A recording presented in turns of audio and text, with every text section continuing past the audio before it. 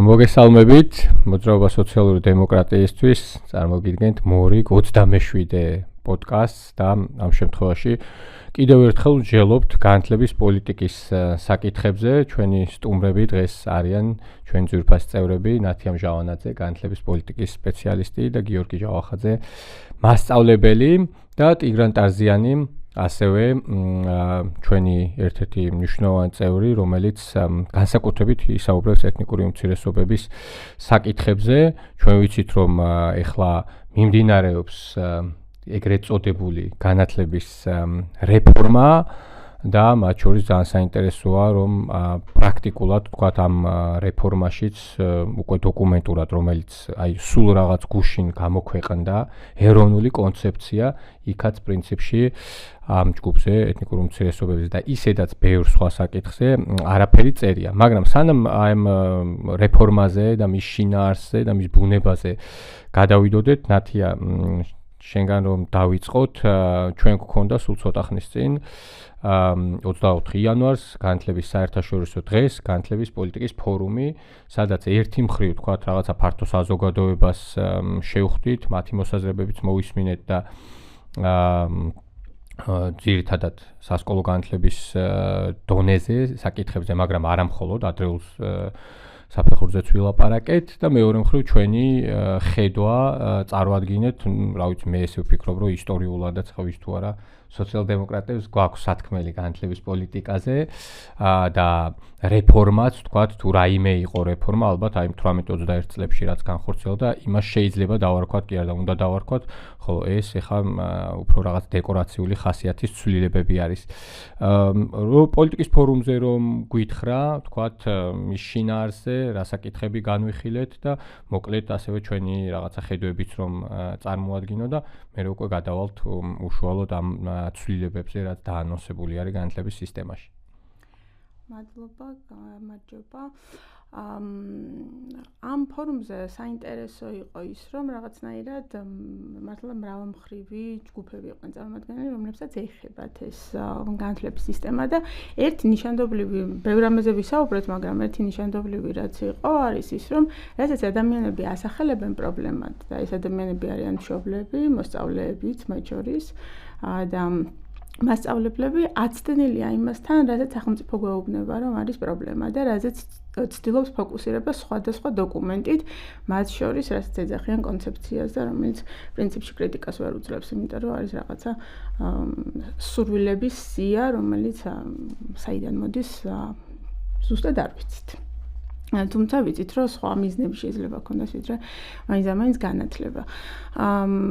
და აი ეს არის ძალიან მნიშვნელოვანი, რომ მაგალითად იქ ფორუმზე იყო შესაძლებლობა, რომ ადამიანებს ესაუბრათ თავიანთი გულისწყეველი ან თავიანთი ინტერესი გამოეხატათ ყველა საფეხურთან მიმართებაში. ეს იყო სკოლამდელი და ადრეული, სასკოლო, უმაღლესი და პროფესიული.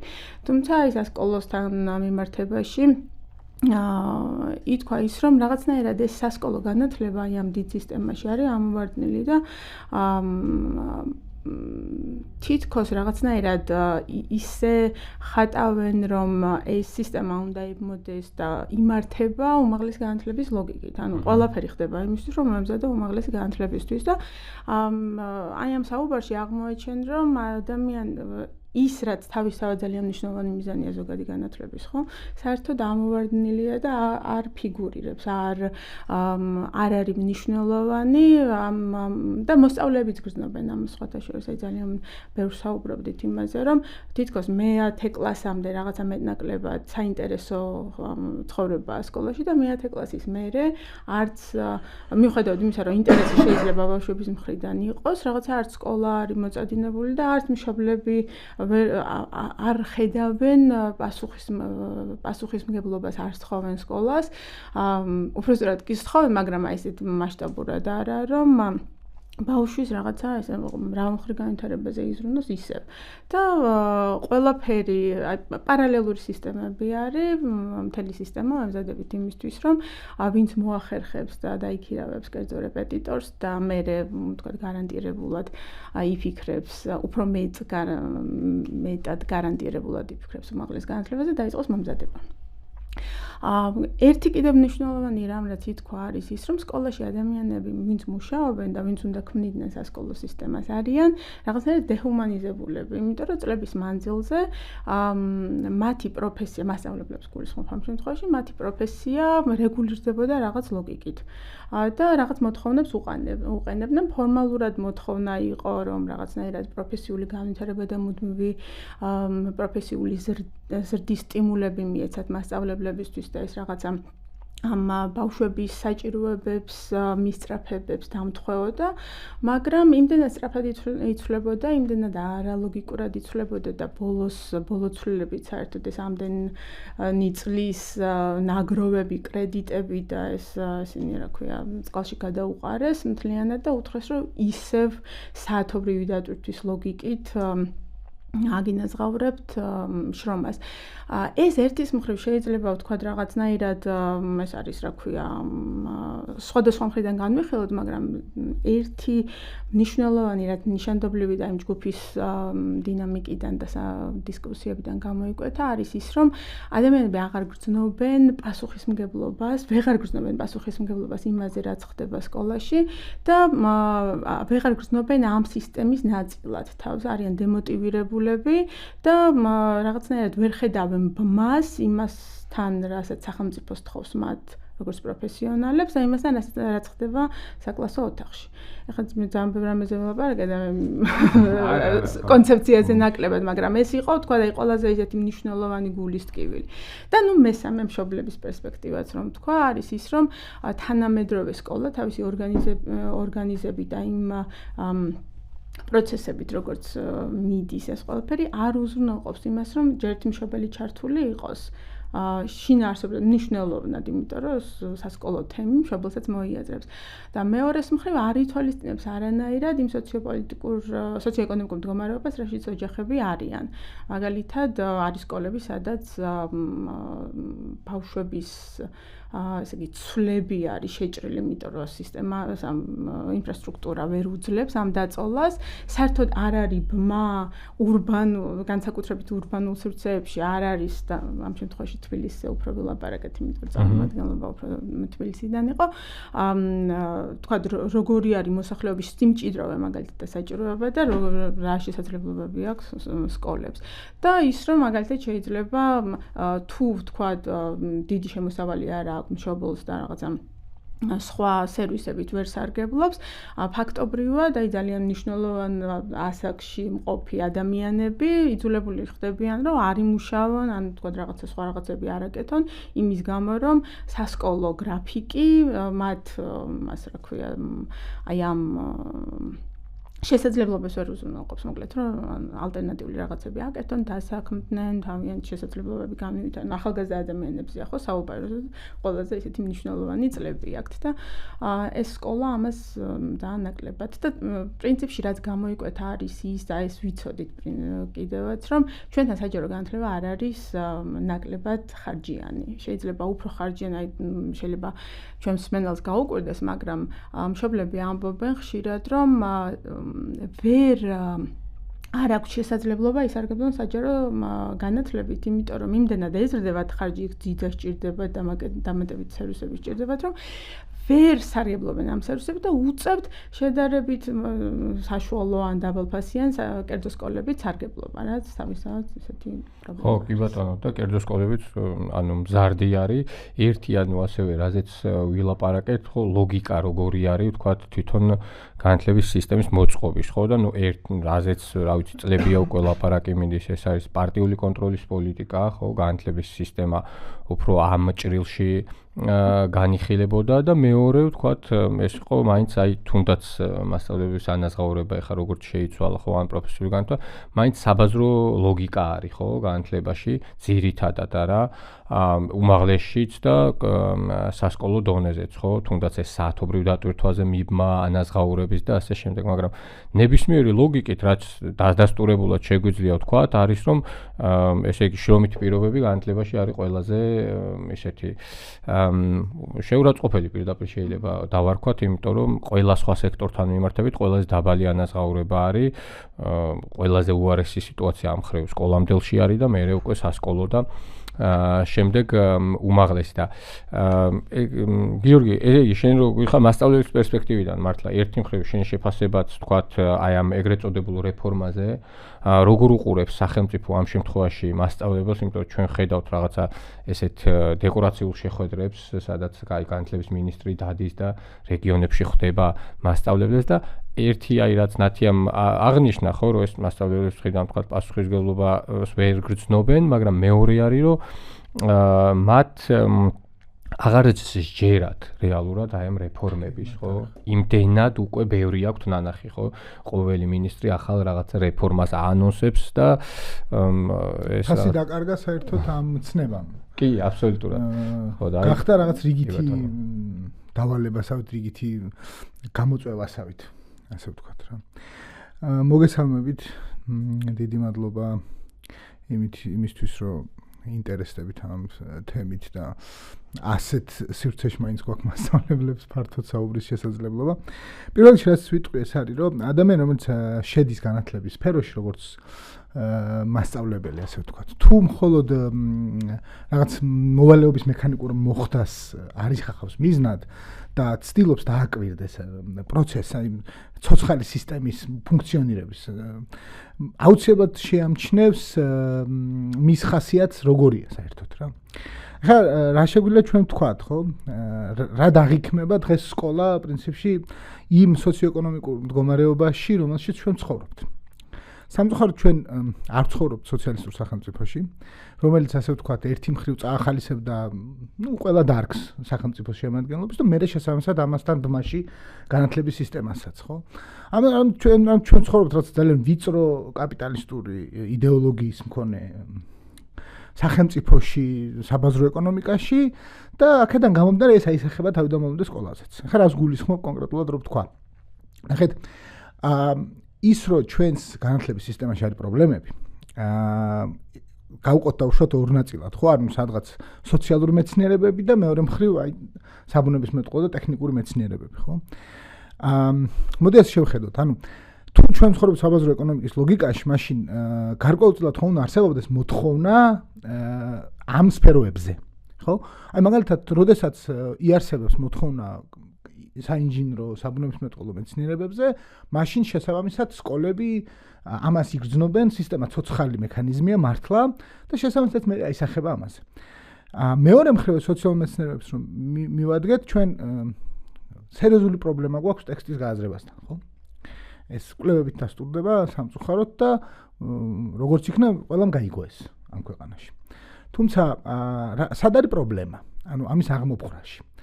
ამის აღმოფხვრაში არის პრობლემა იქ, რომ ჩვენ ვერ ვახერხებთ ადამიანები დავარწმუნოთ იმაში, ახალგაზრდები, ამ შემთხვევაში ახალგაზრდები, რომ კრიტიკული აზროვნების უნარი უნდა შეიძინონ. იმიტომ რომ სხვა შემთხვევაში რეალურად ტექსტის გააზრების პრობლემასთან როცა გვაქვს ჩვენ საქმე, ანუ მივდივართ იქამდე, რომ ანუ საკლასო ოთახის გარეთ დავუშვათ ამ ადამიანებს რო ელაპარაკები, იგივე სირთულის ტექსტი შეიძლება გაიაზროს.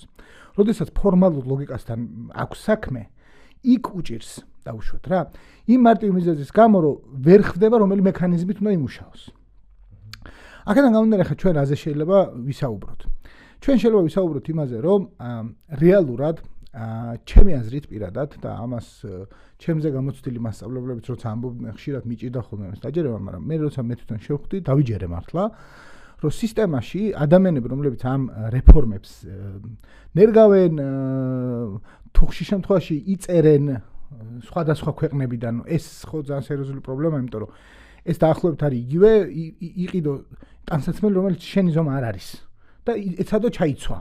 და როგორც სასაცილოც გამოჩნდები ამ ყველაფერში, ზუსტად იგივე სასაცილო მდგომარეობაში აღმოჩნდება ხოლმე მე ჩვენი განათლების სისტემა, იმიტომ რომ ვიღაცები დგებიან, ანუ არსებობს რაღაც ყოველ შემთხვევაში აქამდე სანამ ჩვენი ქვეყნის ხელისუფლება ჭეშმარიტების გზას დაადგებოდა, ბოლო რამდენიმე წელია ხო იძახი, რომ ჭეშმარიტების განათდა.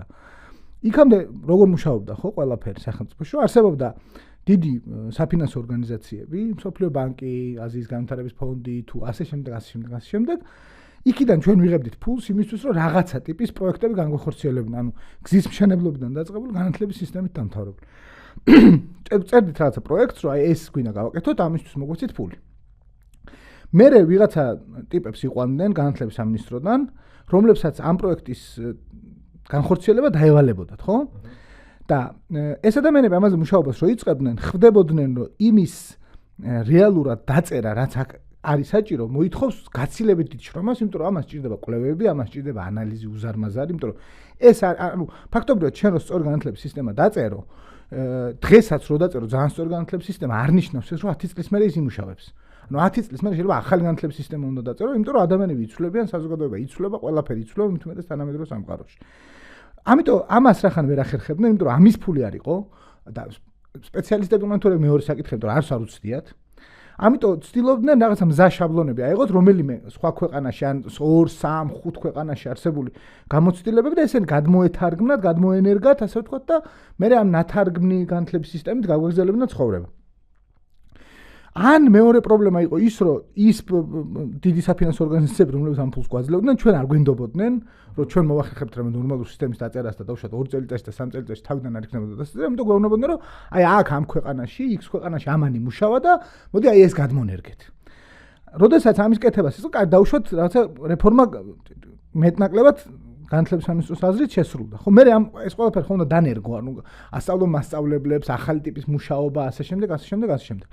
ამის პარალელურად ხდებოდა უცებ ისეთი რაღაცა, რომ განათლების ბიუჯეტის კორექცია მოხდებოდა იმდენად მნიშვნელოვნად შემცირების თვალსაზრისით, რომ რაღაცა წამოწყებული პროექტების გაგრძელება შეუძლებელი ხდებოდა.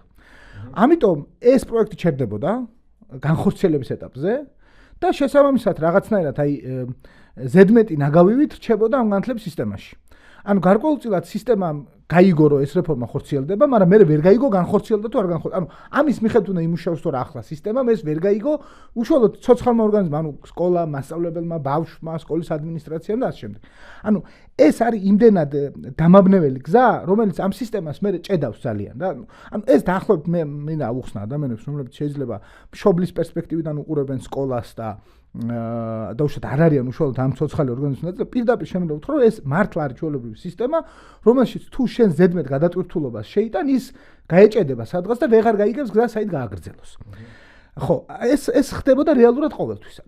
მაგრამ მოდი ახლა ასე შევხედოთ. რას იწვევს ის, რომ ყველანაირი კვლევების, ანალიზის გარეშე რეალურ ადამიანებთან, მოსწავლეებთან და მასწავლებლებთან საუბრის გარეშე ხდება განათლების რეფორმა. აი რაც გვაქვს ჩვენ დღეს რეალურად, ხო?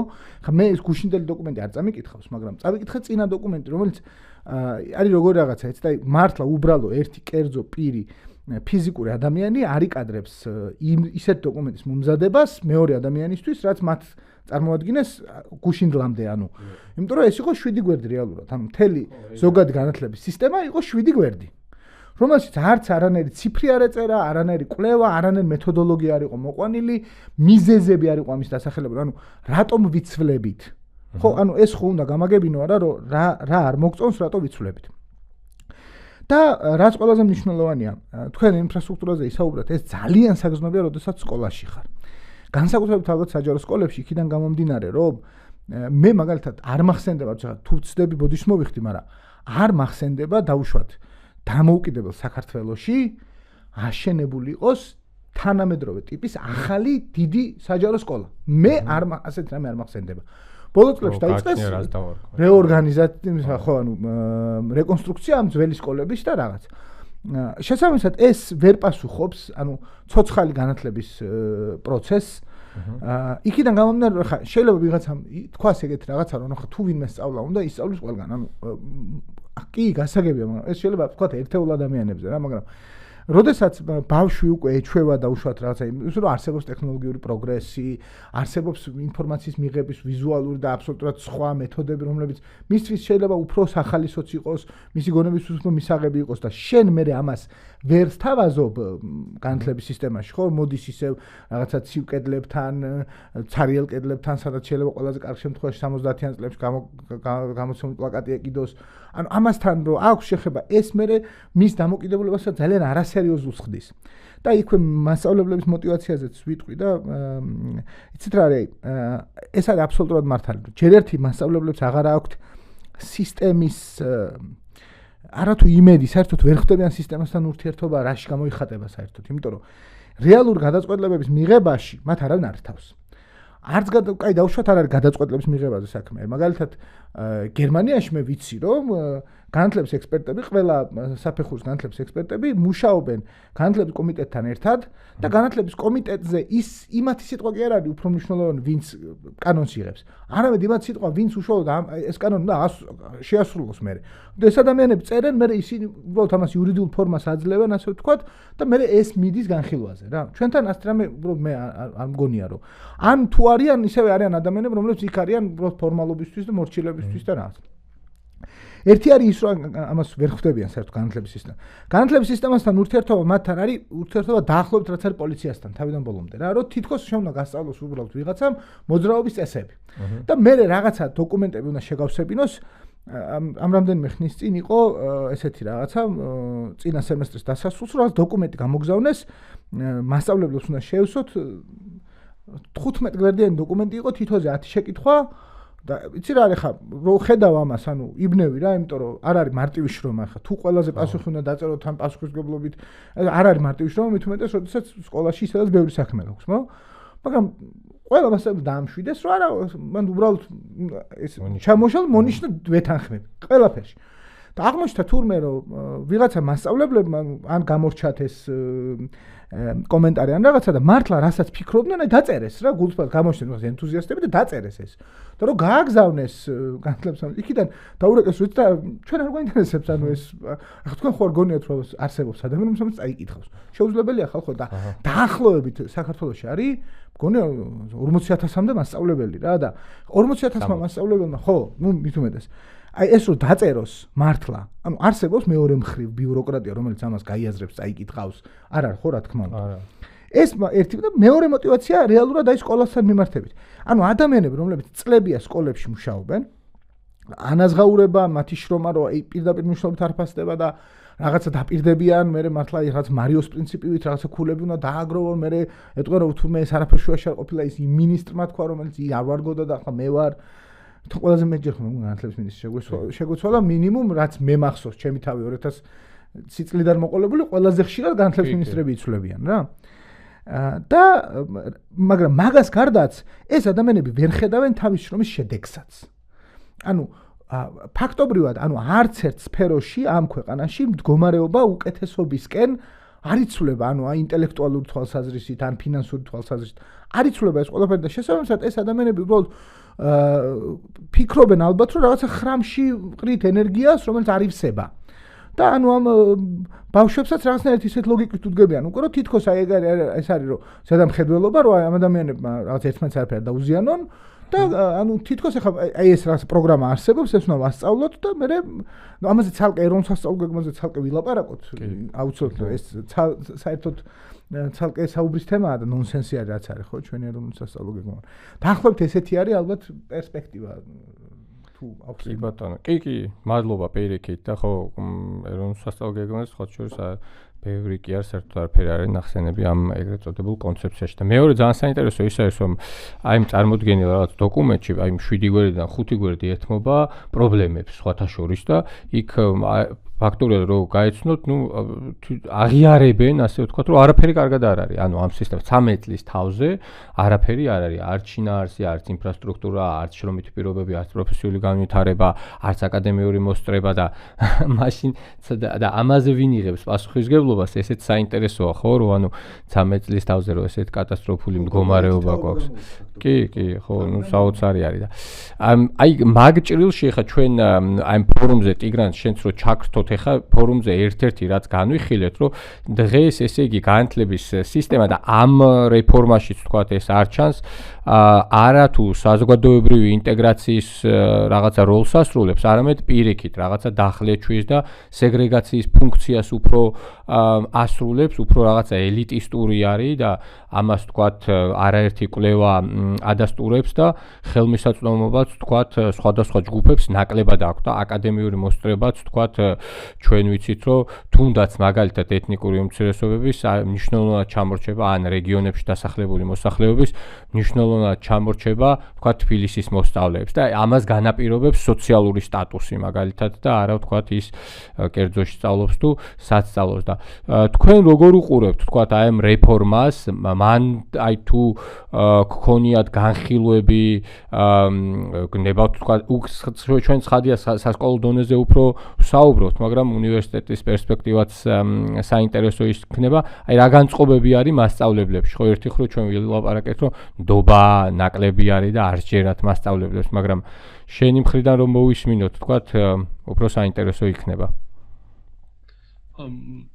მოგესალმებით რაც უსმინე ძალიან საინტერესო იყო თითქმის ის პრობლემები რაზეც ისაუბრეთ სამმაგი ან ოთხმაგი მეტია ხო ეთნიკური უმცირესობების რეგიონებში თუნდაც წაკითხული ტექსტის ასე ვთქვათ გაზიარება და ასე შემდეგ და ასევე ინფრასტრუქტურული ნაწილშიც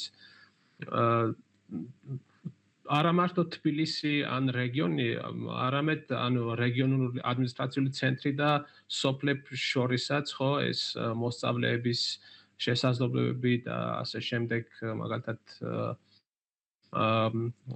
მასწავლებლების პროფესიული ასე ვთქვათ ამბები აქაც განსხვავებები არსებობს. ეთნიკური უმცირესობების რეგიონში არაერთი კვლევის მიხედვით ეთნიკური უმცირესობები ჩამორჩებიან ყველა პუნქტით ხო ეს წაკითხulis გაზიარება იქნება წერა საუბარი და ასე შემდეგ ქართულენოვანი ასე ვთქვათ სკოლების მოსწავლეებთან შედარებით ამას დაემატება უამრავი პრობლემები. ეს იქნება სკოლების ინფრასტრუქტურა. მაგალითად, ნინოწმინდაში ბოლო პერიოდში, ბოლო თვეების განმავლობაში, რაც მე ვიცი, ანუ 4 სოფელია, 4 სოფლის სკოლა არ ფუნქციონირებს. ვითომ ავარიული მდგომარეობაშია სკოლები და ძირითადად სოფელში რაღაც კერძო სახლებში ან სოფელთან ახლოს მდებარე სკოლაში დადიან მოსწავლეები. ხო, ანუ ეს ანუ ამ რეფორმაში თითქმის არაფერია ამაზე. ის რომ და რაღაც არ ვიცი, მაგალითად ის რომ 12 არა 11 კლასიანი უნდა იყოს სწავლება, მიუხედავად იმისა, რომ ძირითადად სკოლის ინფრასტრუქტურის პრობლემაა. საერთოდ მე ვატარებ ამ განათლების სისტემას იმასთან რომ აი ბოლო პერიოდში დაიწყეს ნინოწმინდაში მაგალითად საბავშვო ბაღების აშენება. საბავშვო ბაღი აშენეს 4 კუთხედის ფორმის შენობა და რეალურად ანუ გარედანაც ხო ეს ფერები უნდა იყოს რაღაც მაინც იქ ბავშვები დადიან და ასე შემდეგ. უბრალოდ იმისთვის რომ ბავშვები რამდენიმე საათით გადაკეტონ იმ შენობაში და მერე დაბრუნენ ისევ სახლში. და იგივე სიტუაციაა განათლების სისტემაშიც, ხო? ანუ ეგეთ ასე ვთქვათ ის არის. რეფორმები კეთდება თუ ეთნიკური უმცირესობის შემთხვევაში რეფორმებს არ ვუწოდებდი. ამდენ წლის განმავლობაში რაღაც პროექტები არის შემუშავებული ცენტრიდან და ამ პროგრამები ძირითადად ეს ქართული ენის სწავლასთან არის დაკავშირებული. და არ ვიცი, რამდენიმე პროგრამაა და ამდენი ხანი ამ პროგრამები 12 წელი სწავლობს მოსწავლე და მაინც არ საუბრობს ქართულს. და ამ პროგრამები რომ უშედეგოა, ამის დასტურია ხო უმაღლეს სასწავლებელში ჩაბარების 1+4-ის პროგრამა, რომ ზოგადი უნარების გამოსტა უნდა ჩავაბაროთ მშობლიურ ენაზე, ჩვენ შემთხვევაში სომხურ ენაზე. ეს ზუსტად იმის დამადასტურებელია, რომ ის პროგრამები, რომელიც შექმნეს ქართულ ენის სწავლებისთვის, დღემდე უშედეგოა, იმიტომ რომ ეს პროგრამები უბრალოდ ცენტრიდან არის შექმნილი და არ არის შესწავლილი რეალურად ადგილზე რა საჭიროებებია. ხო, ამასთან ერთად ეს დაემატება ეს სოციალური ეკონომიკური ფაქტორიც, ხო? მაგალითად ის რომ მაგალითად დაბალ კლასებში მოსწავლეების ჩხუბის ასე ვთქვათ ყველაზე დიდი პრობლემა წარმოადგენს ეს 15 წუთიანი შესვენება რომ არსებობს მე როგორც მშობელი ეს ვიცი წარმოადგენს ზუსტად ის რომ ანუ არ არსებობს ეს კვების ხო ბუფეტი ან რაღაც ეგეთი სადაც შესაძლებელი იქნებოდა რომ მოსწავლე ეს საკვები საჭმელი ან რაღაცა და სახლიდან ეს სხვადასხვა ეს ნანცხვარი იქნება მათთან და რაღაცა და ყველა მშობელი და ყველა ოჯახი არ აქვს ამის შესაძლებლობა რომ ასე ვთქვათ ყველა მოსწავლე იყოს ეს პატარა ნანცხვარი ან რაღაც ხილი ან რაღაცა და იქ იწყება ერთი აქვს, ერთი აღარ აქვს და იქ იწყება ჩხუბი იმისთვის რომ ეს საჭმელი განაწილონ ერთმანეთში და ასე შემდეგ. და ეს ყველაფერი ეს მე მგონი ყველაზე უდიდესი მთავარი პრობლემაა და ამ პრობლემას აღარავინ არ აქცევს ყურადღებას და რაღაც ფორმალურ რაღაცებზე აქცევენ უფრო მეტ ყურადღებას, ხო? მოსწავლეების ანუ შესაძლებლობები თუ ანუ რეალურად ამ 12 წლის განმავლობაში არამედ ქართულს, არამედ სხვა ანუ რეალურად არანაირ განათლებას არ იღებენ ან 12 წლის განმავლობაში, იმიტომ რომ ანუ კლიმატური პირობების ძალიან მკაცრია ჯავახეთში. შეიძლება დაიკეტოს გზები და 1-2 დღეც არ წავიდეს მოსწავლე სკოლაში. ამას დაემატება კომპეტენტური მასწავლებლების ისეთი დარგებში, როგორც არის ფიზიკა, ეს ქიმია და ასე შემდეგ, ასეთი პროფესიონალური ანუ პროფესიის მასწავლებლების ნაკლებობა. ეხლაც რომ ეს ვაკანსიების იმაშიც რომ ნახოთ, მაგალითად ძალიან ბევრი ვაკანსია ფიზიკის ან მათემატიკის მასწავლებლების პოზიციაზე და ასე შემდეგ, ნინოწმინდა ახალქალაქის რეგიონში. ამას დაემატება ეს მაღალკლასელი მოსწავლეების ეს შრომითი, ესე ვთქვათ, მძიმე შრომაში ჩართვა, მე კარტოფილიობის ან მესაქონლეობის დარგში სეზონურად, რათა დაეხმარონ თავიანთ ოჯახებს, თუნდაც იმისთვის, რომ შეამცირონ მაგალითად სექტემბერში, როდესაც იწყება გაკვეთილები, რაღაცნაირად ჩვეულებრივ ტანსაცმელი ან რაღაცა რომ იღიდონ იმის მოსწავლისთვის და ასე შემდეგ. და იქ ცალკე პრობლემაა სახელმძღვანელოები, იქ ინფრასტრუქტურაზე უკვე ვისაუბრე ამ კვებაზე, პროფესიონალი მასწავლებლები, ხო, ენა, მშობლიური ენა რომ ძალიან დასუსტებულია და მაგალითად მე ვთვლი რომ სხვა ენას, მაგალითად როგორც ქართული ენა ან ნებისმიერ სხვა უცხო ენას არ სწავლობენ, იმიტომ რომ არ იციან მშობლიურ ენას. ერთ-ერთ მაგალითსაც ვიტყვი, მაგალითად ერთ-ერთ ბოლო პერიოდში კერძო სექტორში ეძებენ სომხურენოვანი კადრებს რა და დამიკავშირდნენ ჩემთან რომ ვეძებთ და მე თქვი რომ ახალქალაქელი ან ნინოწმინდელი ბავშვები, ანუ მშობლიური ენა სომხურია და ისინი პასუხობენ რომ კი, ეგეთი გვაქვს, მაგრამ ისინი არ იციან სომხურს, არ ფლობენ სომხურ ენას.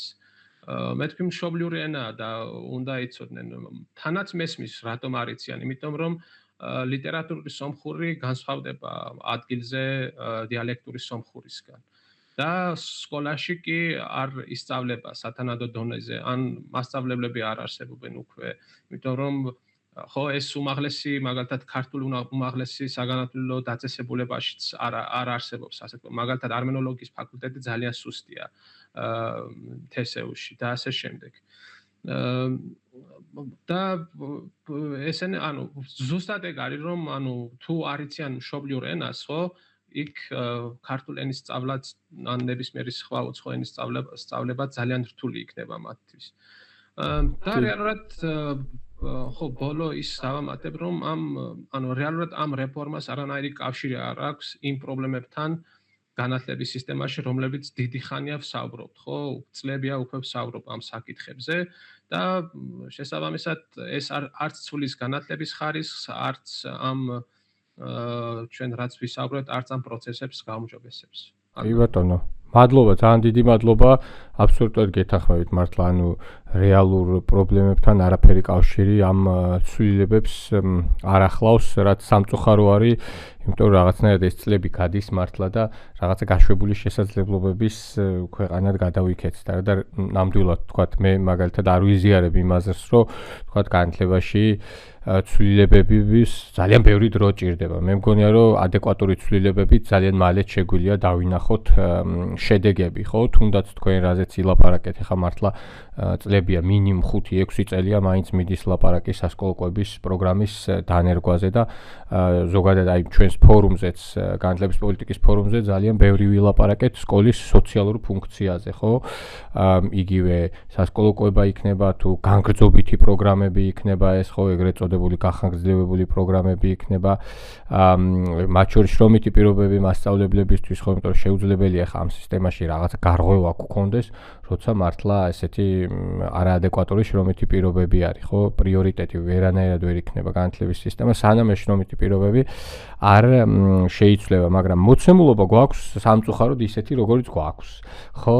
და ძალოვანი სტრუქტურები წარმართავენ განათლების პოლიტიკას, ეხლა დღესაც რაღაც მეკითხებოდნენ და რო შევხედოთ, ხო, ეხლა აბსოლუტურად ძალოვანი სტრუქტურების წარმომადგენლებით არის ეს სისტემა თავიდან ბოლომდე გადაწყვეტილების, ესე იგი მიმღებიდან დაწყებული, ხო, გივი მექანიზმიდან დაწყებული, კიდევ აი ვხედავთ ეხლა იქ ნაექში ცვლილებები არის და კიდევ ბევრგან, ხო?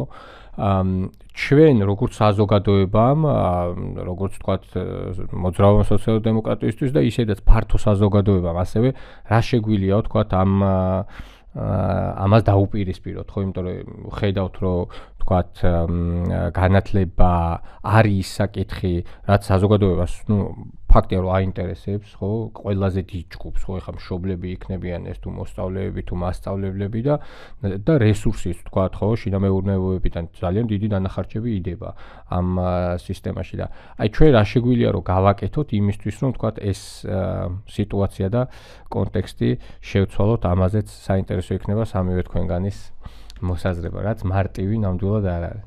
ერთ დავიწყე ამაზე მეტნაკლებად ვისაუბრეთ, მაგრამ მგონია რომ განათლების სისტემაში პრობლემები სულ იქნება და აი რეფორმასაც ისე უნდა შევხედოთ, რომ რაღაცა არსებობს რაღაცა სასრული ერთი ინტერვენცია, რომელსაც დანერგავ და აღარ იქნება ეს პრობლემა. ეს არის ძალიან დინამიკური პროცესი, როგორც ბავშვები ვითარდებიან, როგორც საზოგადოება ვითარდება, ისე ვითარდება პოლიტიკა და გუშინ რაც მუშაობდა, თუნდაც ადგილზე იყოს შექმნილი და ერთი პერიოდი ეფექტური იყოს, შეიძლება ხვალ აღარ იყოს ეფექტური, მაგრამ მგონია რომ თავარი რაც ჩვენთან მნიშვნელოვანი არის, რომ განათლებას და ვამბობთ, რომ განათლება მნიშვნელოვანია, მაგრამ განათლების პოლიტიკა არ არის მიზნად არისახავს განათლების ცვლილებას. განათლების პოლიტიკა ჩვენთან წლების მანძილზე არის მიმული სხვა სისტემებს და სხვა ინტერესებს, მაგალითად საარჩევნო სისტემას, იმიტომ რომ მასწავლებლები 60,000 მასწავლებელი თავისი განსაკუთრებით თქვა თუ შევხედავთ რეგიონულ ჭრილში არის ძალიან მნიშვნელოვანი საარჩევნო რესურსი, რომლის გამოყენების ძალიან დიდი ტრადიცია გვაქვს.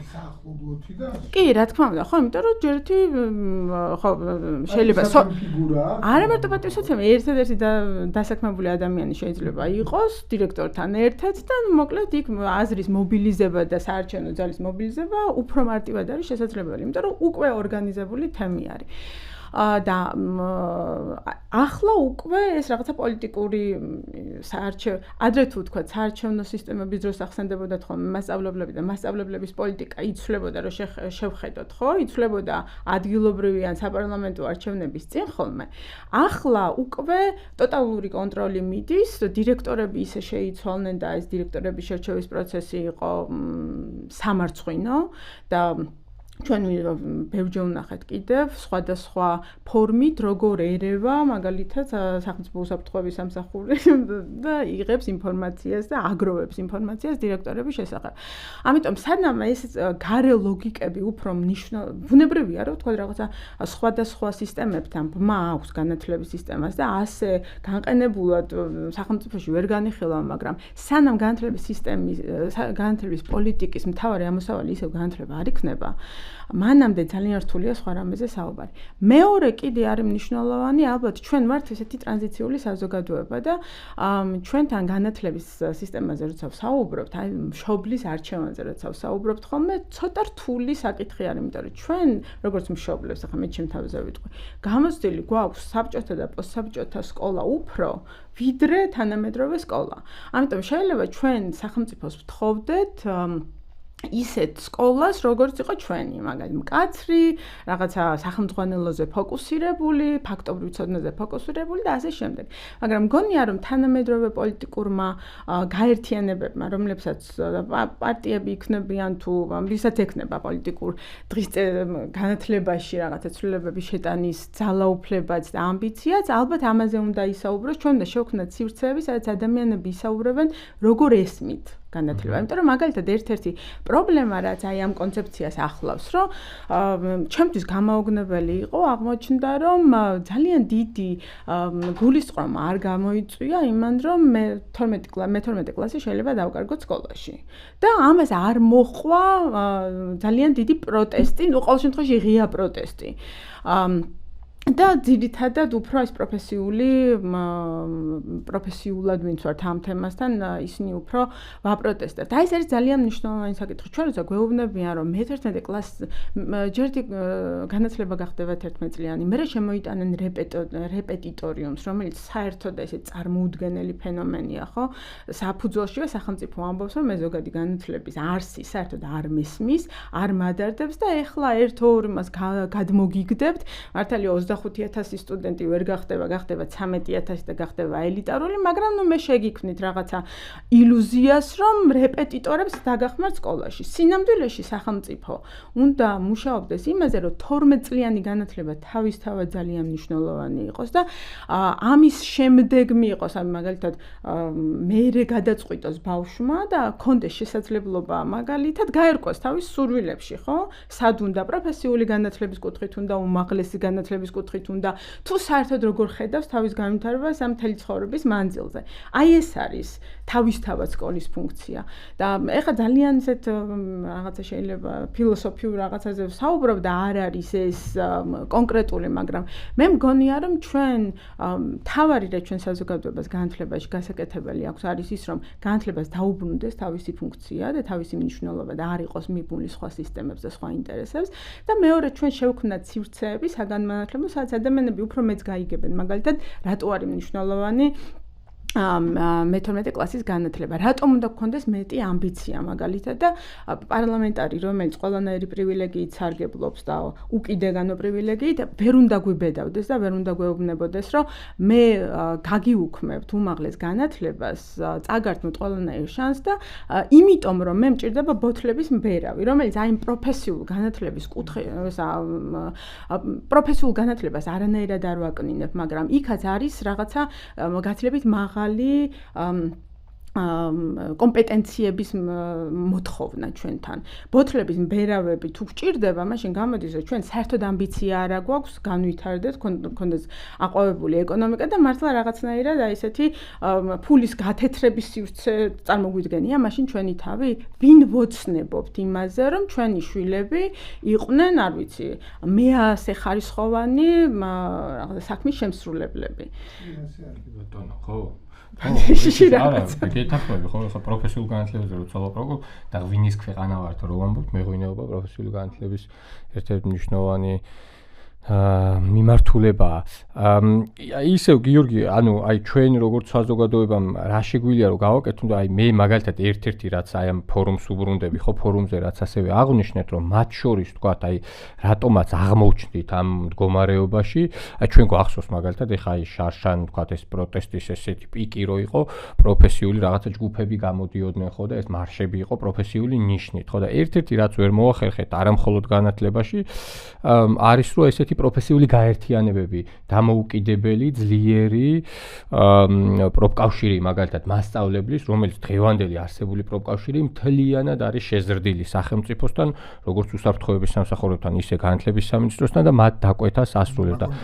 კი და აი იგივე ვთქვათ დასავლურ ქვეყნებში ხედავთ რომ პირიქით განათლების მინისტრზე მეტი წონა აქვს პროფკავშირის ხელმძღვანელს და ზოგადად პროფკავშირს ხო ის უფრო აზანზარებს სისტემას და ჩვენ სამწუხაროდ ეს ვერ ჩამოვაყალიბეთ და ერთ-ერთ გამოსავლად მე მაგალითად ეს მესახება იმისათვის რომ აღარასდროს არ მივიღოთ ესეთი სისტემა სადაც ვთქვათ მასწავლებელს მეტი ხმა ექნება მეტი წონა ექნება მის შრომითი პირობები უფრო დაცული იქნება და ასე შემდეგ და აი რა ვიცი შენ როგორ ფიქრობ რა შეგვიძლია გავაკეთოთ ჩვენ როგორც მოძრაობამაც და ფართო საზოგადოებამაც პირველი რასაც ვიტყვი აი ტიგრანმა როცა თქვა რომ მაგალითად აი ეთნიკურ უმცირესობებთან არის პრობლემა ის რომ რეალურად უკვე რა ენა სწავლობენ ეს ბავშვები იმ სკოლაში ქართულს ვერ სწავლობენ ფაქტია მშობლიურ ენას ვერ სწავლობენ ეს მარტო ეთნიკურ უმცირესობებთან არ დგას ეს პრობლემა ხა შეიძლება ვიღაცა ძალიან ესე დრამატულად მოეჩვენა ჩემ თქვენ მაგრამ აბსოლუტური ვამბობ რასაც ხედავ ჩემი თვალით რომ ანუ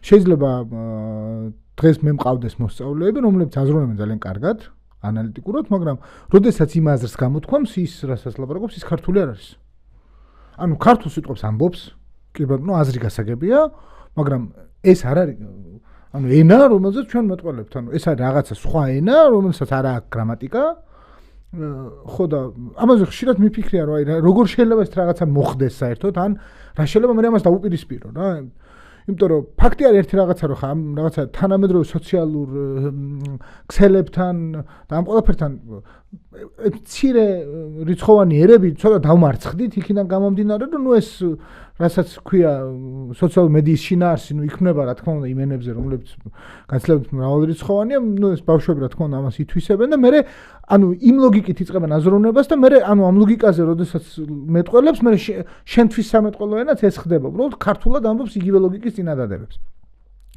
ერთი რაც ალბათ აუცილებელი არის დღეს ჩვენი საზოგადოებისთვის თუნდაც ეს ძალიან ფუნდამენტური პრობლემა რომ აღმოფხვრათ რომელსაც არ უშველის არც ერთი განათლების რეფორმა ამას ეს არის რა ანუ რა გვიცავდა მაგალითად ჩვენ აი ჩემი თაობის ადამიანებს რა იცავდათ ასეთი რაღაცისგან ანუ მეტნაკლებად მაშინ ჯერ ერთი პირველ რიგში მგონია რომ სოციალური ურთიერთობები თაობებს შორის მაშინ გაცლებთ მეტი იყო ახლა ეს აბსოლუტურ რაღაცა ახალს არ ვამბობ იმიტომ რომ ნუ გამომდინარე იქიდან რომ დამოკიდებულებები სმარტფონებზე გაჯეტებზე ნაკლები იყო აქედან გამომდინარე სოციალური ურთიერთობები მეტი იყო შესაბამისად ენას იქ სწავლობდი შენ წინაპრისგან ასე ვთქვათ ხო ეს ერთი მეორე ჩემი ძირითადი პოპულარული ინფორმაციის მიღების წყარო ანუ რაღაც მუსიკოსი მაინტერესებდა თუ რომელიმე სხვა რაღაცა მანქანაზე ფეხბურთი თუ რაღაცა პატარა ბავშვს ანუ ყველაფერს ვიღებდი ანუ რაღაცა ტელევიზორიდან სიტყვაზე ვთქვათ რომელიც იყო ესე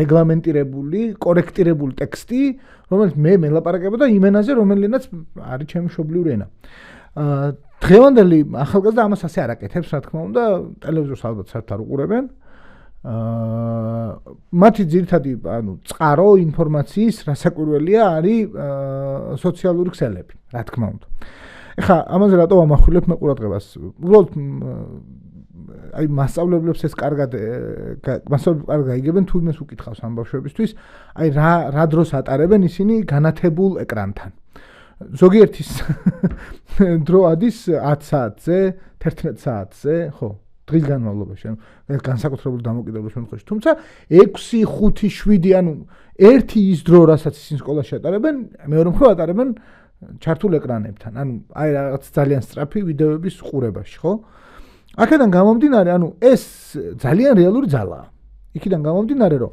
ამ ქართულ სოციალურ მედიის სივრცეში ფაქტობრივად არ არსებობს ისეთი მიმართულებები რომლებიც მიზნად დაისახავენ ამ ბავშვებისთვის განათლების მიწოდებას ანუ ძირითადად არის თავიდან ბოლომდე მარკეტინგი აი თავიდან ბოლომდე რომ რაღაცა გავყიდოთ ნუ ყველაზე ცუდ შემთხვევაში ეს არის კაზინო ყველაზე კარგ შემთხვევაში შეიძლება იყოს კვების ობიექტი გავყიდოთ ეს ანუ ყველაფერი არ გაყიდვაზე და ანუ ეს ბავშვები შესაბამისად უყურებენ რაღაცა ვიდეოებს და ანუ ინფორმაციებს რომელთა განმახორციელებელსაც საერთოდ არ აქვს მიზანი იმეთყოლოს გამართულად ან ამავდროულად მიაწოდოს ინფორმაცია და ასე შემდეგ რა ამიტომ ეს ძალიან სერიოზული რესურსია და ალბათ რაღაცა მომენტში არ ვიცი ახლა ეს როგორ შეიძლება სახელმწიფოს პოლიტიკის ასპექტი გახდეს მაგრამ საზოგადოება ალბათ ამაზე უნდა დაფიქრდეს რომ ჩვენ გვჭირდება გამართული სოციალური მედიის სისტემა საქართველოში, სადაც ბევრი ადამიანი იქნება ისეთი, რომელიც ამ ბავშვებს დაელაპარაკება ისე, რომ თან განათლება მიაწოდოს. თორემ ამ ხრივ ჩვენ ძალიან ცუდად გვაქვს გარკვეულწილად საქმე. რა შეიძლება ჩვენ გავაკეთოთ, რაც შენ იგულისხმე, ხო? აი მაგალითად, ხო? ჩვენ შეიძლება ვთქვათ ეგეთი რაღაცა, რომ იგივე საუბრობდით ტექსტის გაგებაზე და ასე შემდეგ, ხო, ტექსტის გააზრების პრობლემაზე და დანარჩენ საკითხებზე. ანუ იცი როგორი ამბავი არის ხა? ჩვენ სკოლაში დღეს სერიოზულად დგას ის პრობლემაც, რომ ბავშვი თვითონ ვერ აღიქვამს თავს რა დაწესებულებაში არის საერთოდ. აი რას გულისხმობ ხა ნახეთ? აი თქვენ რა საუბრობთ აბსოლუტურად მართალია, რომ ანუ ეს სისტემა არ არის რაღაცა დამოუკიდებელი ერთეული. ანუ არის რაღაცასთან მიბმული. ანუ აი ემზადები ტრამპლინისთვის, რომ გადახტე უმაღლეს სასწავლებელში. ოღონდ იქაც სად უნდა გადახტე, ის არ იცი. წარმოიდგენ, თუ რაღაცა დამოუკიდებელი ინტერესი არ გამოიჩინა ადამიანმა, ძირითადად შემთხვევაში საქართველოს აზრი არ არის ადამიანი, რაღაც პროფესიაზე რო აბარებს, ეს რა არის? საერთოდ აი აბარებს იურიდიულზე და გონია რომ გამო პოლიცია, ანუ პოლიციელი უნდა იყოს თუ რაღაცა და ანუ რა გზა უნდა გაიაროს, რა უნდა ისწავლოს, მეცნიერება როგორ ხორციელდება, ანუ ეს ბაზისები როგორ ინერგება მეცნიერებს, ანუ ეს საერთოდ მეც ახლა უნივერსიტეტში რო ჩავაბარე, ხო, მე უნივერსიტეტში რო ჩავაბარე და ავირჩიე გამხდარიყავი ფილოლოგი, მეგონა რომ ვისწავლდი პოეზიას და ლექსების წერას. და უცებ რომ ითხრეს რომ უნდა ისწავლო ძველი ბერძნული, ან ჩემს იყო გასაზრდა შვეში არის. ანუ აზრი არ ვიყავი, ანუ რასთან მქონდა საქმე. ამ დროს ხო ძალიან მარტივია რომ რა ვიცი, ამას ვიღაცა გიხსნიდეს ელემენტარულად, ხო, გამზადებდეს ასე ვთქვათ რეალობისთვის. ხო, არა, რო შეაჭამოდა მე ტიგრანს. კი, აუცილებლად. ხო და აქედან გამომდინარე მე რა მგონია ის რომ ჩვენ უნდა განვისხავსოთ ალბათ ძალიან მკაცრად რომ ყველას გვესმოდეს როდესაც სკოლაში ვასწავლით და სკოლა გვაქვს ანუ რას ვზრდით ანუ ვინ არის ან ვინ უნდა გაზარდოს სკოლა არა სტუდენტი არ უნდა გაზარდოს სკოლა ანუ ეგ არის ჩვენ ვსდით სტუდენტებს ან ადამიანებს რომლებიც რაღაცებს გადახტებიან და საბაზრო ეკონომიკისთვისაც რო ვზრდით ადამიანებს, ანუ ეგ ხო ძალიან უცნაური რაღაცა არის, მაგრამ ნახე, ანუ თუ საბაზრო ეკონომიკის ლოგიკაზე დარჩება სკოლა, რომ გავზარდოთ ჩვენ ადამიანები, რომლებსაც ექნებათ უნარები, რომ სამსახურები იშოვონ. ანუ დღესაც აი დედასკეპცებ, მე ძალიან ხშირად ვეკითხები ბავშვებს, რომ თქვენ ეს რატო იღებთ განათლებას და პირველი პასუხი არის, რომ უსახკარო არ დაავრჩე. ანუ ეს არის პასუხი, რა. და რა გამოდის რომ მაშინ ამ საბაზრო ეკონომიკისთვის თუ ჩვენ ბავშვებს გავზრდით ის ბავშვები იქნებიან მიმტანები მაღაზიის კონსულტანტები მეტი არაფერი არ გამოვა იმიტომ რომ ესაა მოთხოვნა შენ საბაზრო ეკონომიკაში ანუ ჩვენ საბაზრო ეკონომიკაში არის მოთხოვნა მხოლოდ სერვისი ანუ იქ არ არის მოთხოვნა ინჟინერია აი იგივე ტიგრანი რასაც ამბობდა უბრალოდ მინდა ვთქვა რომ მართლა სერიოზულად დგას ეს პრობლემა რომ სკოლები ზუსტად საბუნებისმეტყველო მეცნიერებების მასწავლებლებს ვერ პოულობენ ფიზიკურად ვერ პოულობენ, იმიტომ რომ ძალიან ცოტა ადამიანი სწავლობს ამ მიმართულებით, იმიტომ რომ არ არის პრიორიტეტული, მაგრამ ვინც სწავლობს, იმ ხელ ენერგიას ხარჯავს, რომ ეს დაასრულოს ამის სწავლა, რომ მერე ან გარბის უცხოეთში, ან მიდის უცხოურ ორგანიზაციებთან, ან რაღაც ისეთ კერძო კომპანიებთან თანამშრომლობს, რომ სამშენებლოდ, ძირითადად, ვისაც მაღალი ანაზღაურების გადახდა შეუძლია ამ ადამიანისთვის და წარმოუდგენელიც კი არის ალბათ ხა იმის პარალელურად კონკურენციაში ადამიანს შესთავაზო სკოლაში წადი. მით უმეტეს რომ როგორი პროფესიონალიც არ უნდა იყოს, კიდე სხვა უნარია სკოლაში ასწავლოს. აქედან გამომდინარე ჩვენ უნდა განსაზღვროთ მე მგონი ხა ძალიან ჰიპოთეტურია უნდა განსაზღვროთ, მაგრამ ეს არის პირველ რიგში გასაგები მე მგონი რა რომ სკოლას რა ფუნქცია აქვს, ანუ რას ვაკეთებ? მე მგონი აი ნათიამ რაც ბოლოს თქვა რომ თქვა აი განათლების ამოცანები რომ უნდა იყოს თქვა წამყვანი და პრიორიტეტული ეს არის ხო გეთანხმები. და ბოდიში კიდე არ შეიძლება მე მგონი აი სადღაც უნდა დავტოვოთ, რომელიღაცა კარს მიღმა უნდა დავტოვოთ, ის გაგება რომ რაღაცა ესეთი განათლების, ანუ ჰუმანიტარული განათლების მიდრეკილება და ანუ მე მგონია რომ ეს მithumetes თანამედროვეობაში ანუ შანსი არ არსებობს, ანუ ადამიანმა სისავსეში უნდა აღიქვას განათლება და იყოს ერთიანი სისტემა, ერთიანი ბლოკი და არა რაღაცა ის რომ ამას ახლა ისტორიის ტვინი აქვს და ანუ მათემატიკას არ ისწავლის თუ რაღაცა. კი ბატონო. რაღაცა ესეც გუშინდელი დღეა და ეს უნდა გავიაზროთ მე მგონი რა ძალიან მნიშვნელოვანია. ბადლო, ნათი აი ძალიან მოკლედ და ბოლოს ტიგრანმა უნდა შეაჭამოს. ძალიან მოკლედ დავამატება სკოლის ფუნქციაზე და პრინციპში ჩვენი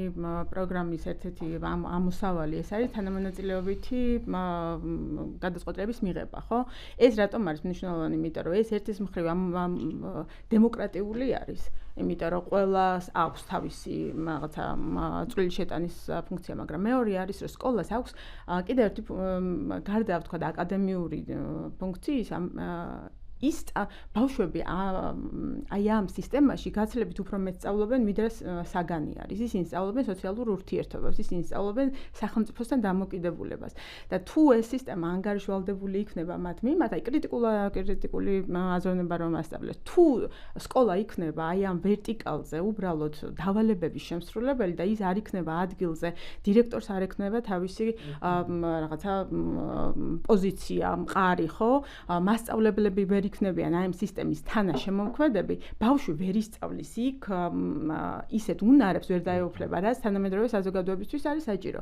და პოლიტიკის დონეზე თუ ავიტანთ ამას, ჩვენ არ გვაქვს აქამდე ვერ ნახავთ პოლიტიკის შეფასების დოკუმენტებს, სადაც ჩანს, რომ რაღაც 5 წლის წინ რომ დავიწყე პროექტი, თქვა რაღაცა ინიციატივა, რას მივაღწია, რას ვერ მივაღწია, რამდენი დავხარჯე გადასახადების გადამხდელების თანხა მაგალითად, ხო?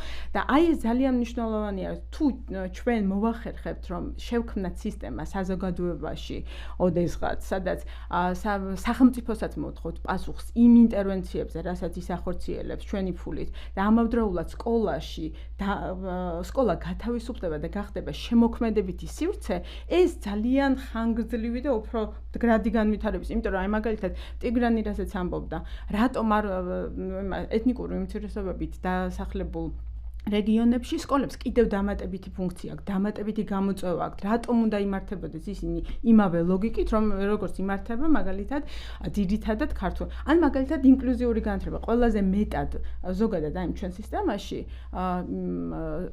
ზარალდებიან მოწყვლადი ჯგუფები, ეთნიკური უმცირესობები, საგანმანათლებლო საჭიროების მქონე ბავშვები, იმიტომ რომ სისტემა მათ აი ესე ცენტრალურად, რაც არ უნდა კარგი სისტემა გქონდეს, ვერ ხედავს. ამისთვის საჭირო არის სხვადასხვა დონეზე ხდებოდეს მონაწილეობა და სკოლამაც განსაზღვროს თუ ყავს ასეთი ბავშვები, რა სჭირდება მას განვითარებისთვის, მასწავლებლებს რა უნდა ასწავლოს მაგალითად იმისთვის, რომ სპეციალურ საგანმანათლებლო საჭიროების ბავშვს უკეთ უპასუხოს. ან თუ ამაში შედის მაგალითად ენობრივი ბარიერების მქონე ბავშვები, ხო?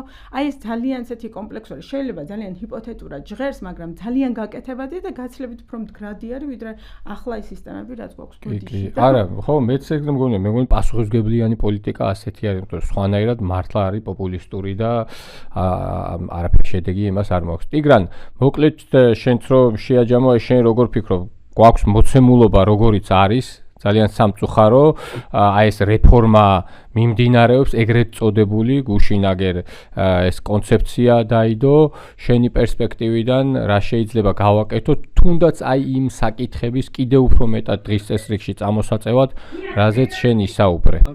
ისე ეს რეფორმაზე როდესაც დაიწყო საუბარი, ხო, მაგალითად მე ადგილზე ვაკვირდებოდი თუ საერთოდ რაზე საუბრობენ მშობლები, იმიტომ რომ ვისთანაც რომ საუბრობდი, მათთვის ყველაზე ასე ვთქვათ ძირფასი იყო მათი შვილების განათლება, იმიტომ რომ ამისთვის რეალურად თუ სკოლა არ აძლევს მათ შვილებს კარგ განათლებას, ძალიან დიდ ხარჯებს უწევენ მშობლებს, მაგალითად არ ვიცი, ეს კერძო რეპეტიტორებთან დადიან ეს მოსწავლეები და ასე შემდეგ. მაგრამ შეწუხებული იყვნენ ნამდვილად ამ განათლების რეფორმით, კი ბევრი ასევე საუბრობდა, რომ ეს 12 კლასი საერთოდ არ არის საჭირო და ასე შემდეგ, მაგრამ ამ საუბრები მალევე ასე ვთქვათ დამთავრდა, როდესაც მეორე პოპულისტური ან პროპაგანდული ხერხი მოიფიქრეს დღევანდელი ეგრეთ წოდებული ხელისუფლება უფასო განათლება უმაღლესში, რომელიც ასე ვთქვათ მთელი ამ საუბრები შეწუხება განათლებაზე მთლიანად ასე ვთქვათ დამთავრდა და ერთი რაღაცა ხო ეთნიკური უმცირესობის კონტექსტში როდესაც ვსაუბრობთ განათლებაზე ეს ცოტა სხვა თემა, მაგრამ რაც ბოლო პერიოდში ვუსმენდი, ანუ რეალურად ეს ადამიანი, ანუ რეალურად თუ ყველაზე ასე ვთქვათ ჩაგრული და ეს საერთოდ ხო უმაღლესი განათლებაზე დღეს ისე ვერ ვისაუბრეთ, მაგრამ ყველაზე დიდი პრობლემა იქ იქ ჩნდება თუ რამდენად შეძლებენ ხო საქართველოში უმაღლესი განათლების მიღება, საერთოდ ეს 1+4 პროგრამა ამ რეფორმაში როგორ ჯდება და ასე შემდეგ. და აქ ჩნდება მეორე საკითხი, რომ კაი, თუ არ იქნება არჩევანის ის აქვს ეთნიკური უმცირესობის მოსწავლე ან აბიტურიენტი, ანუ მიდის სომხეთში სასწავლებლად, ხო? და აქ ასე თქვათ, ამ ყველაფერში დამთავრდება ამით განათლებაზე, ამ განათლების რეფორმაზე ფიქრი და საუბარი და ასე შემდეგ. ხო, დანარჩენი მე მგონი თუ მეცილა და ანუ რისი გაკეთება შეიძლება, არ ვიცი, დიდი ალბათობით ბოლო პერიოდში ასევე ძალიან ცოტაა ამ არსებულ რეალობაში, სადაც ეს ადგილობრივ დონეზე ეს მედია საშუალებები, როდესაც ძალიან დიდ პრობლემის წინაშე არიან სამოქალაქო ორგანიზაციები, თითქმის არ არსებობენ რეგიონებში, ეს ინფორმაციის ხელმისაწვდომაც ძალიან ცოტაა განათლების რეფორმაზე და ასე შემდეგ. და საჭიროა ასევე ეთნიკური უმცირესობების ენაზე ასეთი, ასე ვთქვათ, თუნდაც პატარა ვიდეოების ან მიმართვების ან არ ვიცი, მედიის ორგანიზება, რათა ისინიც გულშიონენ თუ საერთოდ რა ხდება ამ განათლების რეფორმაში. მადლობა. დიდი მადლობა ტიგრან, მადლობა ნათიას გიორგის. დროშ სამწუხაროდ ამოიწურა, ძალიან მოკლედ რაც შეგვიძლია ვთქვათ, ნამდვილად ვთქვათ, ჩვენ გვჯერა რომ განათლების სისტემა დემოკრატიული პრინციპებით უნდა იმართებოდეს და მონაწილეობითი მიდგომებით, ამავდროულად გვჯერა რომ ვთქვათ, მას მნიშვნელოვანი სოციალური ფუნქციაც და სოციალური დანიშნულებაც აქვს და ძალიან მნიშვნელოვანია რომ ეხლა ვთქვათ არის რაღაცნაირად გადამწყვეტი მომენტი, როცა საზოგადოების მობილიზება უნდა მოხდეს, მით უმეტეს ვთქვათ უმაღლეს განათლებაში ეხლა მომდენო თვეს იქნება კიდევ უფრო მნიშვნელოვანი ძვრები, როდესაც უნივერსიტეტებს პროგრამებზე კონტინგენტებს განუსაზღვრავენ, კონცეფცია ზოგადი განათლების მიმართულებით გუშინ გამოქვეყნდა და ამას კიდევ ვთქვათ სხვა ცვლილებები მოყვება, ამიტომ ხო ალბათ ჩვენი ერთ-ერთი ამოცანა არის რომ ზუსტად ვთქვათ საზოგადოებასთან ურთიერთობა, კომუნიკაცია, მეტი ვთქვათ ჩართულობა მათი ტიგრანმაც რაც ახსენა ხო, რომ სამწუხაროდ ეს ხიდჩატეხილობა აშკარად არსებობს ჩვენთვის განათლების პოლიტიკა არის ცალსახად პრიორიტეტი, ასეც იყო ამის გარეშე შეუძლებელი არის და ძალიან მოკლედ ვთქვათ ჩვენს ხედვებზე, ჩვენ გვერდზეც არის წარმოდგენილი, პუბლიკასაც აქვს ძალიან საინტერესო მოკლედ ვთქვათ ანალიზივით გაკეთებული, მაგრამ ნუ ერთი რაც ცალსახად გგონია არის ის, რომ განათლების სისტემა ვერ გაუმჯობესდება თუ იქ არ იქნება უკეთესი შრომითი პირობები, ადეკვატური შრომითი პირობები, ბუნებრივია ინფრასტრუქტურის გაუმჯობესება და ის სოციალური პროგრამები, ასევე რაზეც წლებია ვთქვათ საუბრობთ, ეს იქნება სასკოლო კვება, განგრძობითი პროგრამები, უმაღლესი ვთქვათ სოციალური სტიპენდიები და ასე შემდეგ და ასე შემდეგ. ერთსაც ვიტყვი, რომ ესე იგი 31 იანვარს სალომე ზურაბიშვილის ინიციატივით ექსპო ჯორჯიაში იმართება ესეთი შედარებით დიდი შეკრება განათლების სფეროთი დაინტერესებული ადამიანების, სადაც კიდევ ერთხელ განვიხილავთ ამ ეგრეთ წოდებულ რეფორმას, იმ ზიანს, რასაც ვთქვათ ეს რეფორმა მოიტანს და აი ზუსტად ვილაპარაკებთ ჩვენ როგორც საზოგადოებას, რა შეგვიძლია რომ მას დაუპირისპიროთ და როგორ შეიძლება უკეთ ვორგანიზდეთ. ვისაუბრებთ როგორც სასკოლო მიმართულებით, ასევე უმაღლეს მიმართულებით, ამიტომ ვინც დაინტერესებული იქნებით, ძალიან გაგვიხარდება თუ მოხვალთ, იმიტომ რომ ჩვენი წარმომადგენლობაც იქნება. მადლობა დიდი, 27 ეპიზოდი ამით დასრულებულია განათლების პოლიტიკის შესახებ.